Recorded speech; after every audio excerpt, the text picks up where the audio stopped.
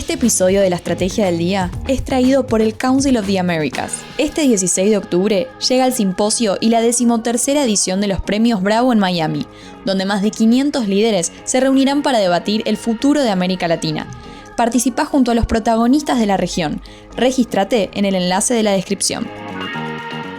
Muy buenos días, estrategas. Soy Francisco Aldaya, jefe del Buró de Argentina en BloombergLinea.com, y hoy les voy a contar las 3 noticias más importantes para que arranquen su día. Además, Tomás Carrió con una edición especial del cierre, incluyendo una parte de la entrevista que le hizo Belén Escobar a Axel Kicillof y el argumento de Milei para justificar el desarme de las LEFI. Como siempre, no se olviden de darle clic al botón para seguir a este podcast, de compartir este capítulo, de activar las notificaciones y si les gusta lo que hacemos acá de lunes a viernes, ¿por qué no darnos un 5 estrellas en Spotify o un pulgar arriba en YouTube? 1. Por lo que interpreta el mercado, al menos de sus acciones, el gobierno prioriza 2 variables clave en materia económica rumbo a las elecciones: el dólar y la inflación. Y esta última podría haber tenido un pequeño sobresalto en agosto en medio de una nueva disparada del dólar que amagó con llegar a los 1.400 pesos durante este mes. Eso marcó la encuesta de expectativas de inflación de la Universidad Torcuato Di Tella, con una variación de precios esperada para los próximos 12 meses que saltó al 39,6% anual en agosto, desde 34,3% en julio, mientras que la mediana subió de 25 a 30. De esa forma recuperó los niveles de junio, marcando claramente un deterioro en las proyecciones de los individuos. El relevamiento realizado entre el 1 y el 14 de agosto muestra un panorama potencialmente adverso para el oficialismo, con expectativas que subieron en todas las regiones del país, con el Gran Buenos Aires liderando el pesimismo en 42,7%, seguido por Cava con 39,2% de inflación anual y el interior con 38,1%. Hay que decir además que este deterioro en las expectativas ocurrió antes de que se dieran los eventos adversos de las últimas semanas, entre ellas el escándalo de las presuntas coimas y los diferentes reveses legislativos. Para el corto plazo, las expectativas para los próximos 30 días también se dispararon, con el promedio de los individuos encuestados esperando un 4,21% y con una mediana de 3%. Así las cosas, y a la espera del REM del Banco Central que saldrá la primera semana de septiembre, el gobierno de Milei llega a las elecciones con el indicador que más le importa, mostrando un retroceso. En paralelo, una encuesta de Management and Fit sobre el escándalo españolo reveló en los últimos días que aunque el 94,5% conoce el caso y el 73,2% lo considera grave, el 82,6% asegura que no va a modificar su voto de cara a las legislativas. Las elecciones bonaerenses serán el 7 de septiembre como primer test para el gobierno y las nacionales llegarán el 26 de octubre. Y cierro con parte del especial de la consultora 1816 de ayer, que dijo que si bien el gobierno no lo plantea explícitamente de esta manera, a esta altura no hay nadie en el mercado que no piense que toda la política monetaria está enfocada en mantener bajo el valor del dólar. El discurso oficial, dice 1816, es que el pass-through no existe por definición, pero en la práctica el equipo económico parece reaccionar con los instrumentos a su alcance a los movimientos del spot. 2.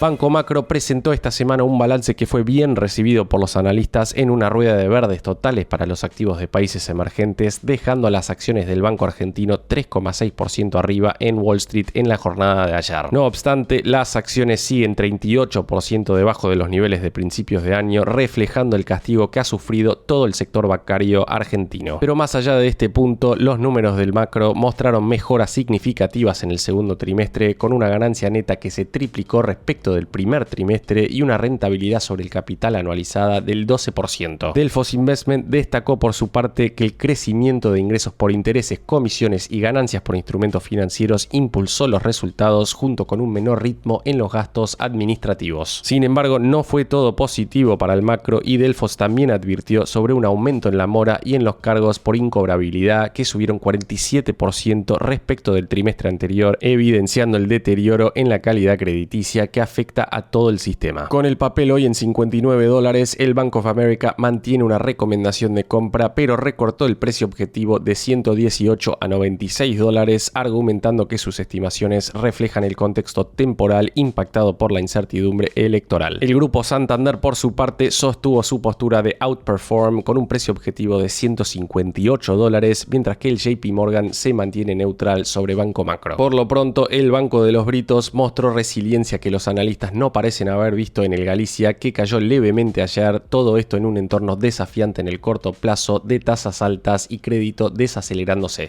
3. El S&P 500 superó ayer los 6.500 puntos y tocó nuevos máximos históricos impulsado por datos económicos sólidos en Estados Unidos, aunque los traders se mantuvieron cautelosos, esto antes de la publicación del índice PCE, de Personal Consumption Expenditures, la métrica de inflación favorita de la Fed que podría definir el futuro de los recortes de interés del Banco Central estadounidense. Como reportó Bloomberg ayer, la economía estadounidense se expandió 3,3% anual en el segundo trimestre, superando la estimación inicial de 3%, lo que refuerza la resistencia del consumo, pero genera dudas sobre las perspectivas inflacionarias. Los mercados están completamente enfocados en el dato de inflación subyacente de julio, o core, que se espera muestre un alza del 2,9% interanual, la más alta en 5 meses. El analista Brett Kenwell de eToro advirtió que los resultados en línea o menores cimentarían la confianza en un recorte en septiembre, mientras que una lectura más alta podría ponerle paños fríos al ánimo de Wall Street. Recordemos que la expectativa hoy es de un primer recorte en septiembre y posiblemente otro a fin de año, ambos de 25 puntos básicos. Y hablando del ánimo de Wall Street, Nvidia casi borró todas sus pérdidas recientes después de que varios analistas subieran sus precios objetivo pese a un pronóstico poco alentador de la propia empresa. Teniendo en cuenta su precio actual de $180 por acción, el precio de consenso a 12 meses ahora es de $202.60. Para cerrar, comentarte que Chris Zaccarelli, analista de Northlight Asset Management, sostuvo ayer en conversación con Bloomberg que el mercado alcista está vivo y bien y que llevaría un driver muy significativo como una recesión para descarrilarlo. Aunque septiembre es históricamente el peor mes para las acciones con caídas promedio del 0,7%, los analistas señalan que cuando el S&P 500 está sobre su promedio de 200 días como ahora, el rendimiento promedio salta a 1,3% positivo. Antes de pasar al cierre, veamos rápidamente cómo van a abrir hoy los mercados. El S&P Merval subió 1,1% ayer, fue una jornada más verde que roja para las acciones argentinas, con caídas de hasta 0,6% para Globant y subas de hasta 6,3% para Bioceres. Los bonos ley Nueva York cerraron con subas de hasta 1%, el dólar blue va a abrir cerca de los 1.350 pesos, el MEP en 1.343 y el contado con liqui en 1.347 pesos. En cuanto al dólar oficial, el minorista arrancará cerca de los 1.345 y el mayorista en 1.333, mientras que el riesgo país quedó el miércoles en torno a los 853 puntos por encima del promedio latino de 374. Recuerden que este lunes tendremos feriado en Estados Unidos, por lo que no habrá acción en Wall Street. El cierre.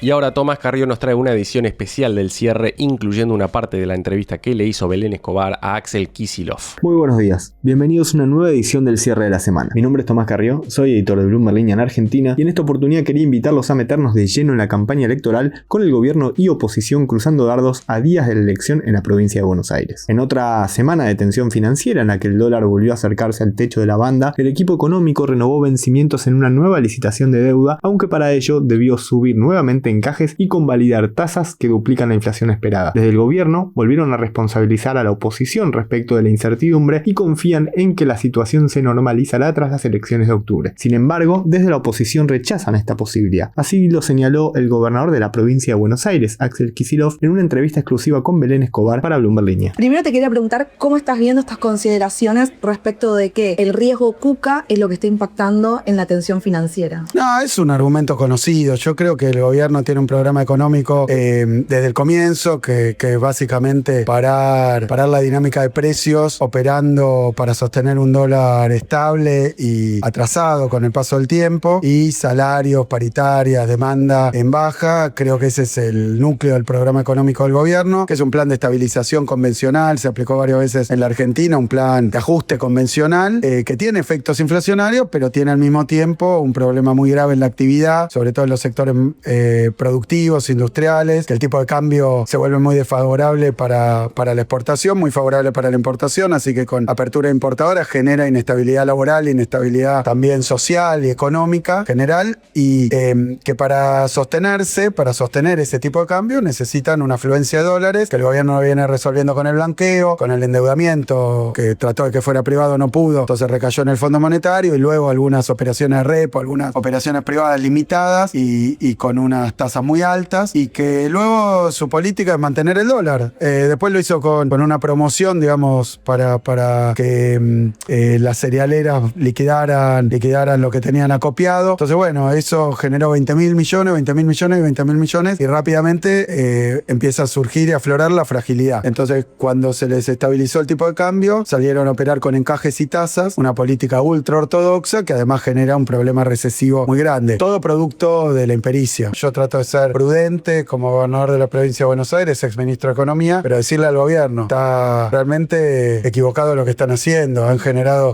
donde no había, con el desarme de las LEFI, una afluencia muy grande de pesos que después lo trataron de absorber con otros instrumentos. No lo pudieron colocar, como no lo pudieron colocar a las tasas que esperaban, empezaron a subir la tasa, como tampoco alcanzó, empezaron a trabajar con los encajes para obligar a los bancos a tomar esos títulos, pero bueno, ellos dicen que son liberales, libertarios, que el Estado no tiene que meterse y que venían a destruir el Banco Central. Hoy están usando el Banco Central con una pinza, con forceps y con una pico del oro para obligar al sector financiero nacional a adquirir los instrumentos que ellos generan, y con una tasa de interés que a esta altura del partido, aunque sea de, como dicen ellos, transitoria, genera problemas muy grandes en el acceso al crédito a familias y empresas, lo cual empieza a tener efectos en la economía real muy llamativos. Pero en el gobierno aseguran que no darán marcha atrás con las medidas tomadas ni con el rumbo económico. Así lo reiteró el propio presidente Javier Milei durante la jornada de ayer al participar de un encuentro con empresarios organizado por el Consejo Interamericano de Comercio y Producción. Allí, Milei incluso respaldó la decisión del equipo económico de haber desarmado las LEFI apenas unos meses antes de las elecciones, valiéndose del mismo argumento que había utilizado Luis Caputo una semana atrás. A ojos del oficialismo, los casi 16 billones de pesos que los bancos tenían colocados en instrumentos que vencían todos los días, como eran las LEFI, suponía una amenaza que en el contexto actual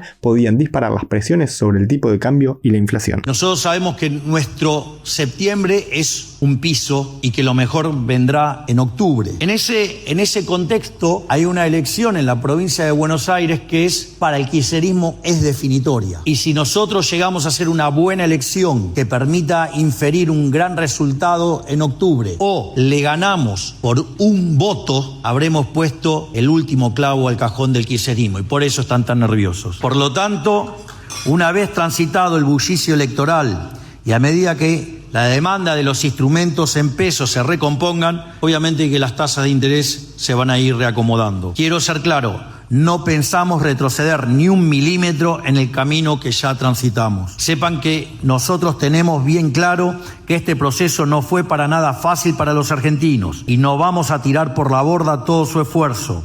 En el fondo ya aprendimos del pasado que si no vamos a fondo con las reformas, el cambio no se termina de producir y concluye en el retorno de los que nos trajeron hasta acá. No podemos quedarnos de nuevo a mitad de camino, porque no va a haber otra oportunidad. Y es importante que entendamos esto, que si nosotros no avanzamos, retrocedemos. Es decir, la estrategia conservadora de mantenerse en el lugar con los orcos enfrente va a implicar retroceder. Ustedes no pueden jugar a hacer tablas con los orcos. Hay que salir y ganar siempre. O sea, hay que ganar de local y hay que ganar de visitante. No hay otra. Por todo esto, voy a ratificar una y otra vez el sendero trazado. Si ante cada embate de la casta o cada opinión errada de economistas hubiéramos cambiado el curso, hoy ya hubiéramos desbarrancado. Si hubiéramos hecho caso a los economistas que nos digan, no, digamos, flexibilicen desde el Banco Central para que la tasa baje, más bien hacíamos eso, abríamos la ventanilla de redescuento y vamos a tener un montón de pesos en la calle. Quisiera saber dónde estaríamos. O esos cracks que dicen que el desarmado de las LEFI estuvo mal. Yo quiero saber qué hubiera pasado si tendríamos en este momento, o en las últimas 2 semanas, 16 billones de pesos en la calle. Yo probablemente hoy estaría hablando otra persona. La frase del día.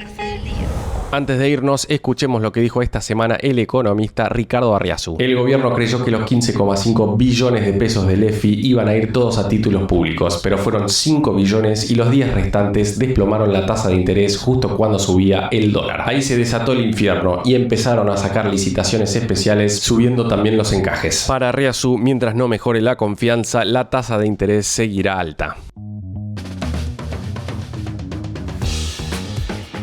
Esto fue un nuevo capítulo de la Estrategia del Día Argentina. Yo soy Francisco Aldaya, jefe del Buró de Argentina de Bloomberg Línea, y me podés seguir en X en @franaldaya. No se olviden de darle clic al botón para seguir a este podcast y a la campanita para que se enteren al instante cada vez que sale un capítulo de lunes a viernes. Espero que tengas una gran jornada productiva. Esto fue La Estrategia del Día Argentina, escrito y narrado por Francisco Aldaya. Producido por Arturo Luna y Daniela Hernández. Que tengas un día muy productivo.